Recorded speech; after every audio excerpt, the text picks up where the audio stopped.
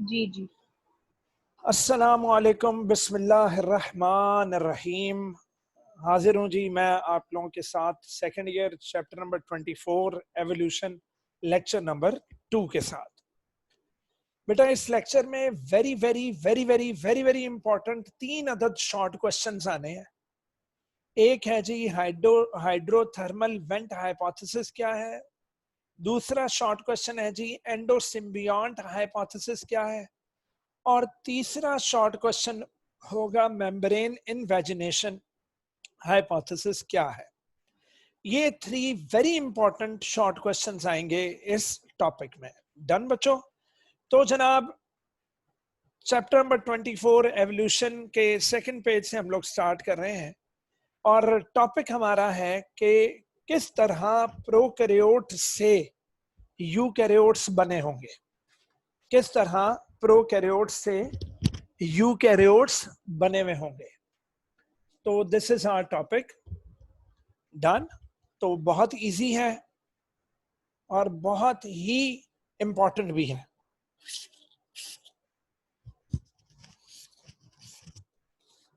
ले जी, तो evolution from prokaryotes to eukaryotes. So we are going to read कि किस तरह प्रोकैरियोटिक ऑर्गेनिजम्स यूकैरियोट्स बने हुए होंगे। अच्छा बेटा, अब ये सारी क्या सराइयां हैं। क्या सराइयां ये होती है कि जी हमारे ख्याल में हमें लगता है, कुछ सबूतों के बुनियाद पर ये लाइंस कह दी जाती हैं, लेकिन इनका हकीकत से ताल्लुक है या नहीं है ये कोई नहीं जानता, क्योंकि उस वक्त इंसान वजूद में ही नहीं था। वो सिर्फ अल्लाह जानता है कि उसने किस तरह क्या खिलकत की। लेकिन फिर भी कुछ सबूतों की बुनियाद पर साइंटिस्ट जो है वो अपनी तरफ से हाइपोथेसिस वगैरह दे देते हैं। तो सिंपल ये हाइपोथेसिस है, ये अजम्पशन है, ये प्रपोजल है। It might be true, it might be false. Done? तो हाइपोथेसिस का मतलब ही क्या होता है? मफरूजा, फर्ज किया गया जुमला। फर्ज किया गया जुमला। तो hydrothermal vents, what are these hydrothermal vents? बेटा समुद्रों में या पानियों में कोई एक ऐसी जगह होती है जहां खौलता हुआ पानी होता है, बहुत ज्यादा, यानी 100 डिग्री सेंटीग्रेड टेम्परेचर होगा उस पानी का और पानी उबल रहा होता है फुल टाइम। उसको वेंट बोलते हैं। क्या बोलते हैं बेटा? वेंट, हाइड्रोथर्मल वेंट बोलते हैं। वन ऑफ दी स्पेक्यूलेशंस, ये जिसका मैंने कलर चेंज किया हुआ है, ये जो ब्लू कलर का है, ये 3 पॉइंट्स आपने लिखने हैं इस शॉर्ट में। अगर ये शॉर्ट क्वेश्चन आ जाए कि हाइड्रोथर्मल वेंट हाइपोथेसिस क्या थी, तो आपको पॉइंट ए, बी एंड सी लिखने हैं। One of the speculation, speculation again क्या सर आई? स्पेक्यूलेशन से मुराद assumption, स्पेक्यूलेशन से मुराद हाइपोथेसिस, स्पेक्यूलेशन से मुराद प्रपोजल।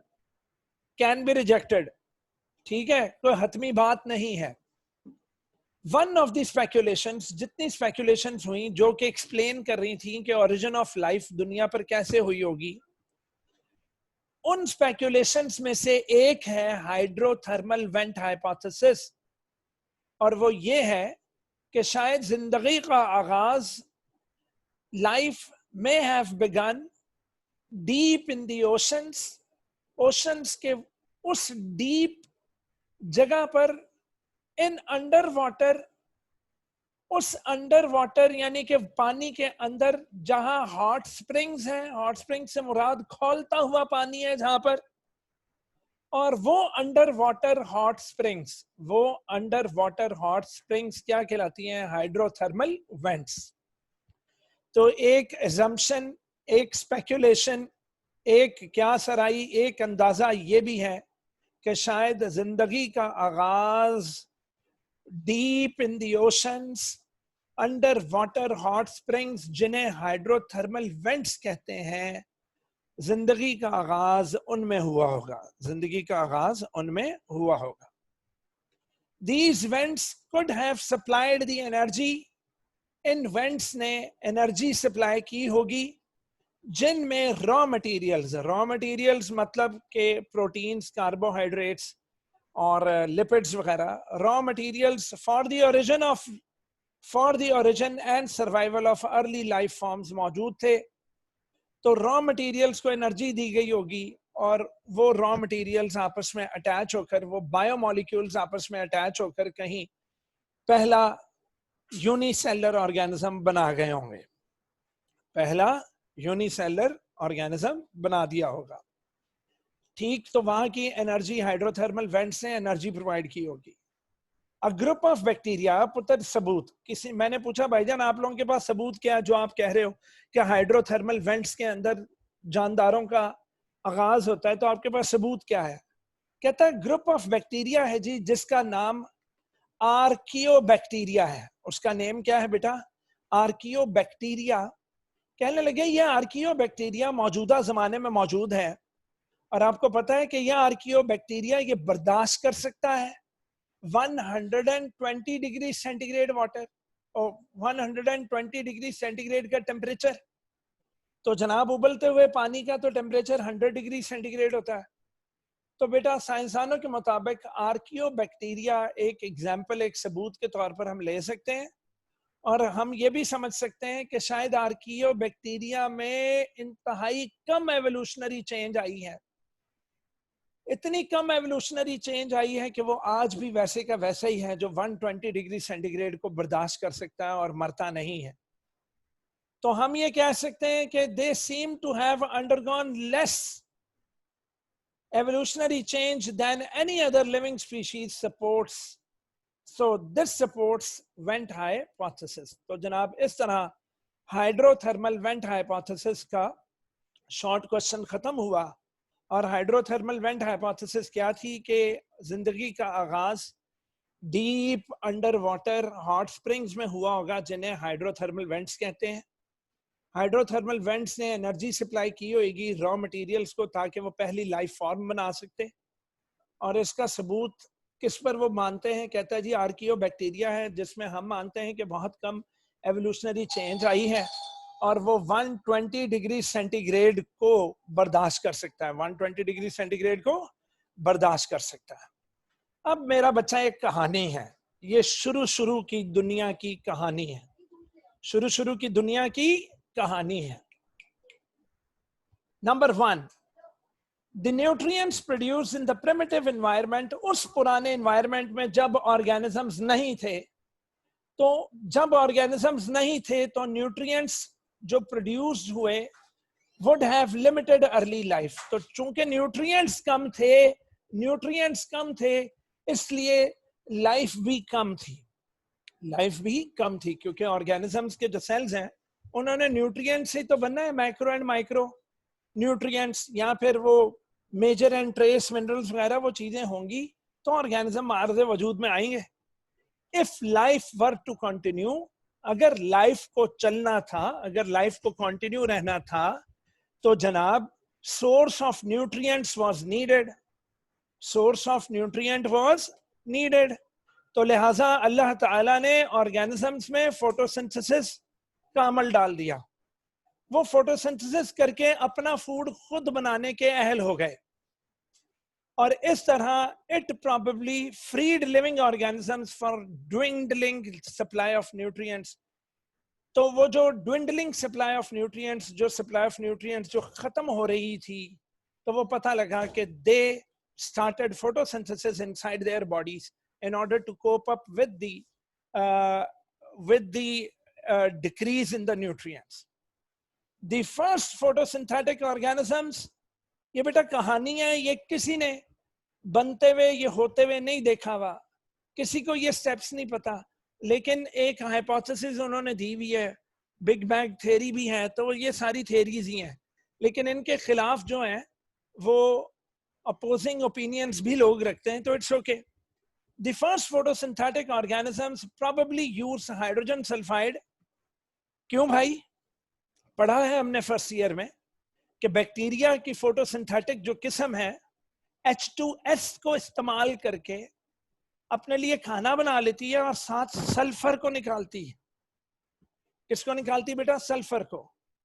तो ये फोटोसिंथेसिस की वो किस्म है जिसमें हाइड्रोजन ऑक्साइड, वाटर के बजाय हाइड्रोजन सल्फाइड यूज की जाती है और हवा में सल्फर छोड़ी जाती है।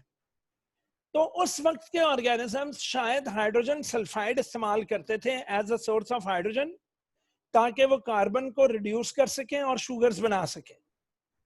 लेटर बाद में क्या हुआ कि H2S को छोड़कर उन्होंने वाटर को इस्तेमाल करना शुरू कर दिया।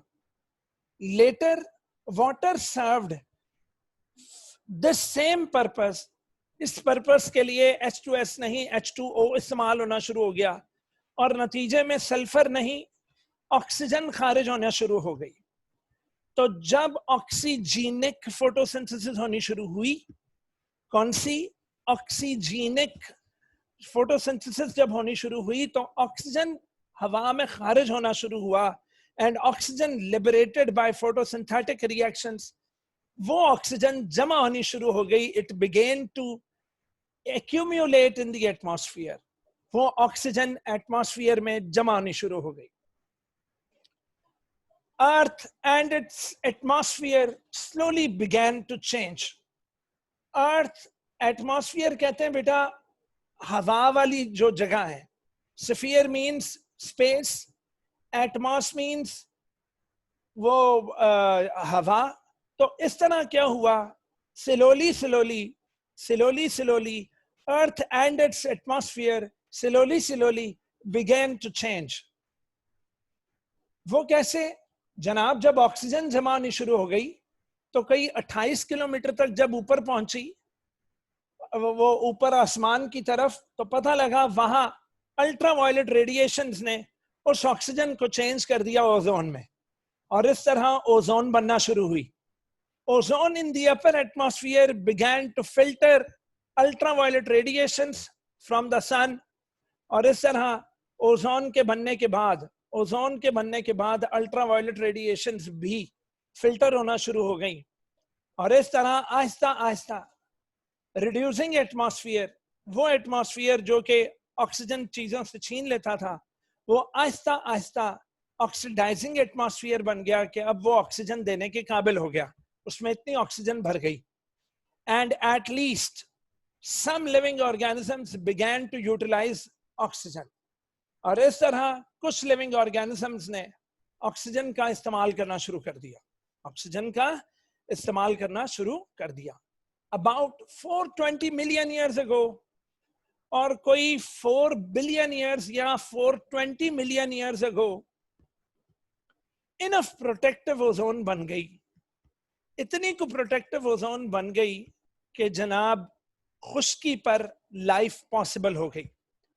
ऑर्गेनिजम्स फिर पानियों में से निकलकर किस में आ गए, खुश्की पर। तो जनाब अबाउट 420 मिलियन ईयर्स अगो, ये वेरी इंपॉर्टेंट एमसीक्यू है, enough protective ozone had built up to make life on land possible.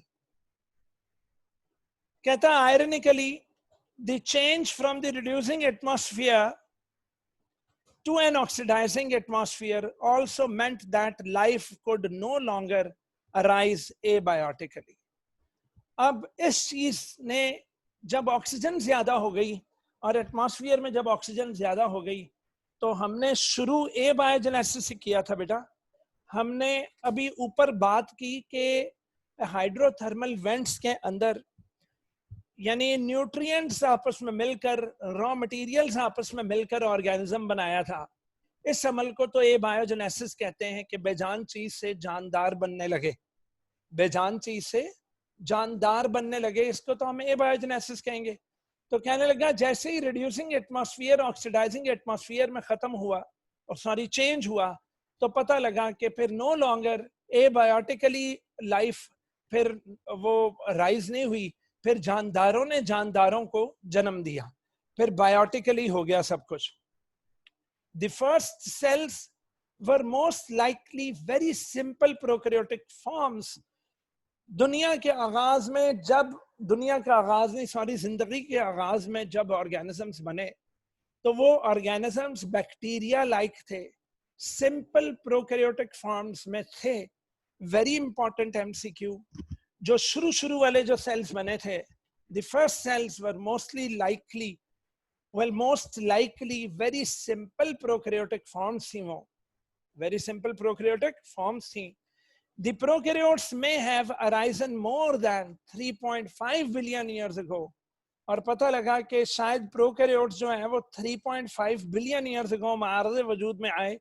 Uttar very very important MCQ कि प्रोकैरियोटिक सेल्स कितने पुराने हैं, कब राइज हुए होंगे, कब इनका ओरिजिन मिलता होगा. तो इनका ओरिजिन मिलता होगा 3.5 बिलियन ईयर्स अगो.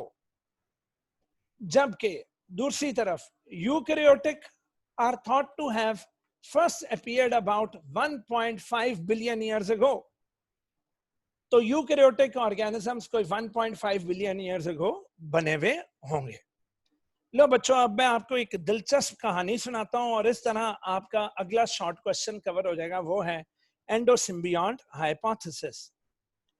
लो जी, वो कहानी ये है कि ये एक बड़ा सारा प्रोकैरियोटिक एमीबॉइड सेल था. प्रोकैरियोटिक एमीबॉइड से मुराद विच कैन इजीली मूव, जहां मर्जी जा सकता है, अमीबा की तरह हरकत करता था.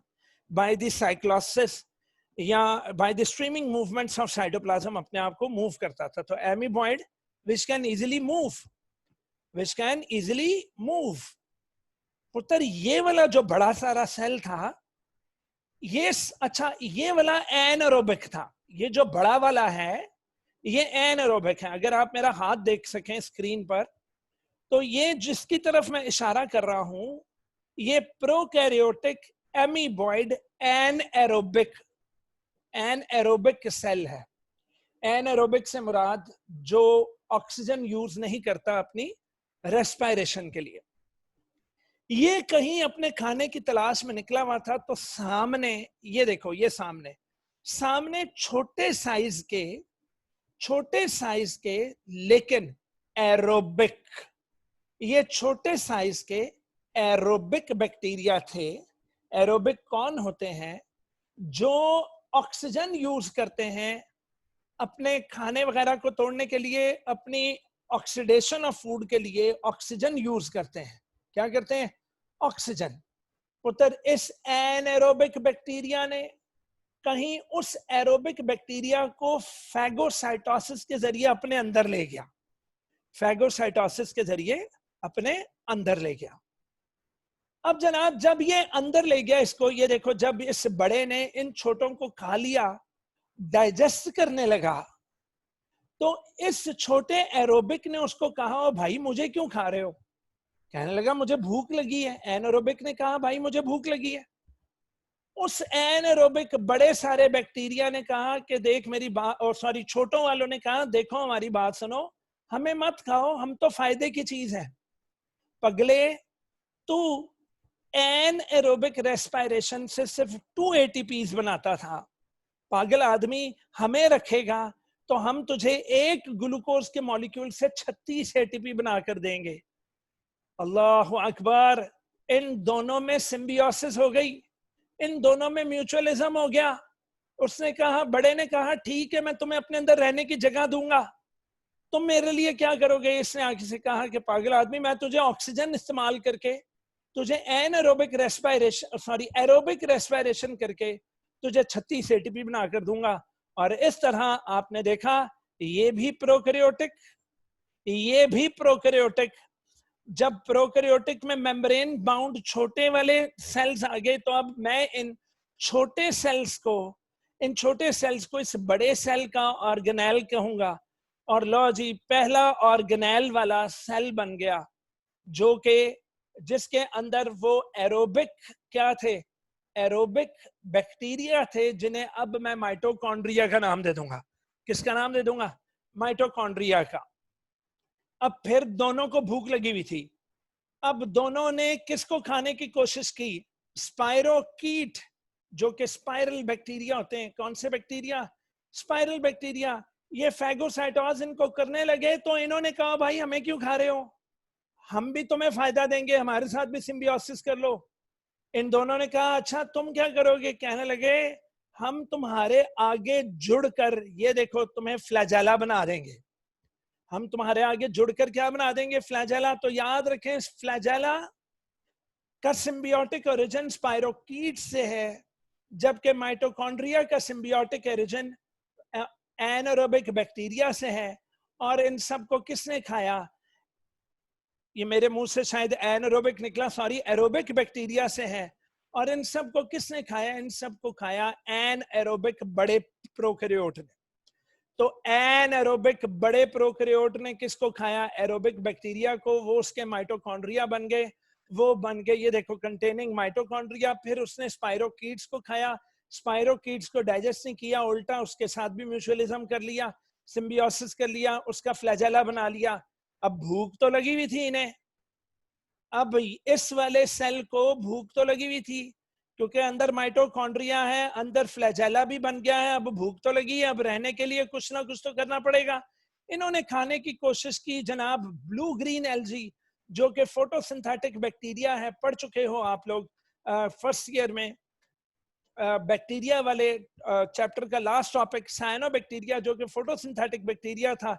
जब इन्होंने इसको फैगोसाइटोज किया तो उसने कहा, पागलो, मुझे क्यों मारते हो? मैं तो तुम्हारी फूड की पूरी समस्या हल कर दूंगा। मैं अंदर तुम्हें मजे मजे के खाने बनाकर खिलाता हूं, मैं फोटोसिंथेटिक हूं। ओ गॉड! तो इस तरह फोटोसिंथेटिक यूकैरियोटिक सेल में आर्ज़े वजूद में आया। फिर वो आगे से डिवाइड हुआ, तो फिर सिलसिले चलते गए। तो ये क्या था? ये था कि एक तो एंडोसाइटोसिस करनी है, एक तो अपने अंदर लेकर जाना है, एंडोसाइटोसिस करनी है। फिर नंबर 2 सिम्बियोसिस कर लेनी है। क्या कर लेनी है बेटा? सिम्बियोसिस। लो जी, समझते गए होगे तुसी।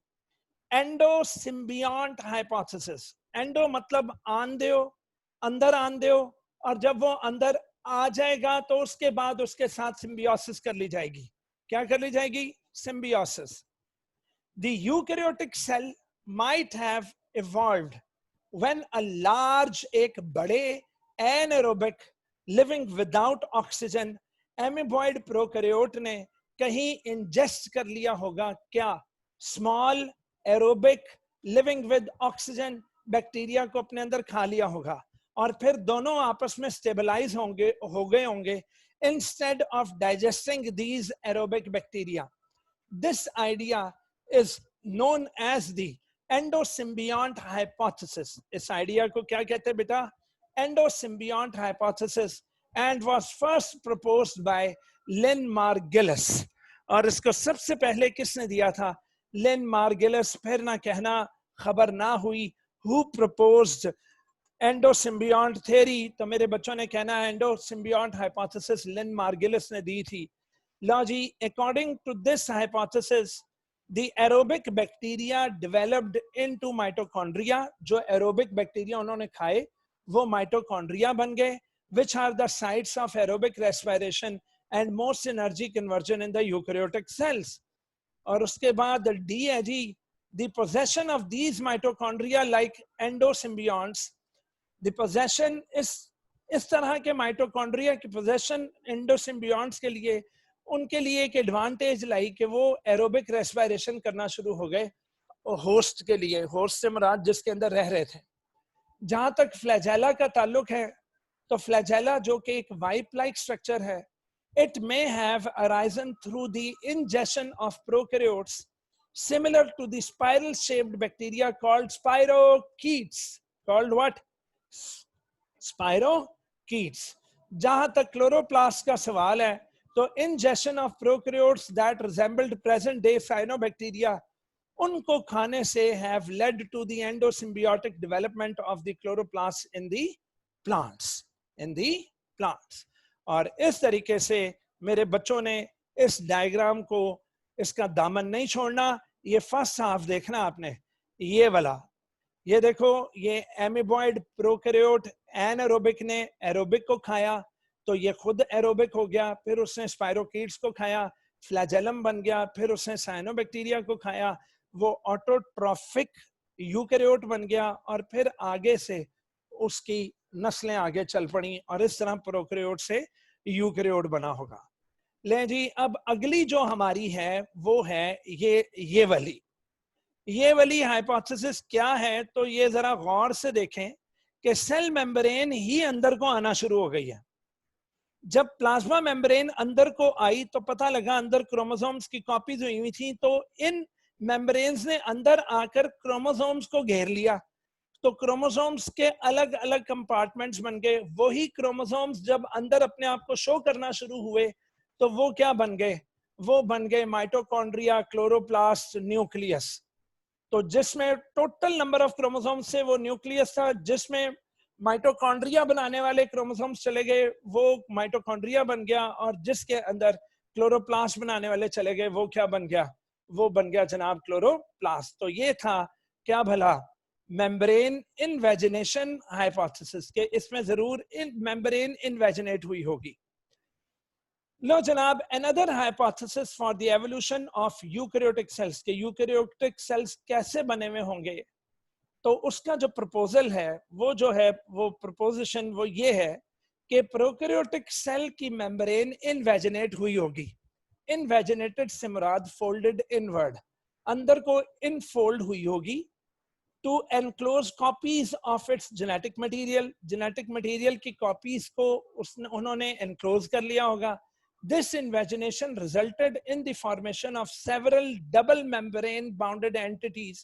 छोटी छोटी अंदर डबल मेम्ब्रेन बाउंडेड एंटिटीज बन गई जिन्हें क्या बोलते हैं? Organelles in a single cell. और इस तरह वो प्रोकैरियोटिक सेल क्या बन गया? यूकैरियोटिक। और बाद में these entities could then have evolved into eukaryotic mitochondrion, nucleus या फिर क्लोरोप्लास्ट। तो ये थी मेम्ब्रेन इनवेजिनेशन हाइपोथेसिस। मेरा बच्चा फिर ना कहना खबर ना हुई। Very very very very very very important 3 shot अभी भी मैंने आपको करवाए। पहला शॉट क्या था? पहला शॉट था ये हाइड्रोथर्मल वेंट हाइपोथेसिस। दूसरा शॉट क्या था? एंडोसिम्बियॉन्ट हाइपोथेसिस। और तीसरा शॉट, अच्छा इस शॉट में ये सारे पॉइंट्स लिखने पड़ेंगे मेरा बच्चा। और उसके बाद अगला क्या था? Membrane invagination hypothesis. अब आगे थोड़ी सी रीडिंग है और उसके बाद आज का lecture finish. Whatever the exact mechanism for the evolution है, जो भी exact evolution है, mechanism of evolution है, वो हम में से किसी को भी नहीं पता। but propositions ही है ना, of the eukaryotic cell might be the formation of the eukaryotic cell led to the dramatic increase in the complexity and diversity of life forms। कहता है जो भी हुआ, कहता है लेकिन एक dramatic effect हुआ होगा। dramatic से मुराद जिस तरह एक ड्रामा होता है, एक किस्त में कुछ, दूसरी किस्त में और खुलता है, तीसरी किस्त में और खुलता है, तो जैसे जैसे बेटा जनरेशंस बढ़ती गई, present diversity of the life forms मार से वजूद में आती रही एवोल्यूशन के जरिए। एट फर्स्ट, शुरू में these newly formed eukaryotic cells existed only by themselves। कहता शुरू में यूनिसेलुलर हालत में रहे।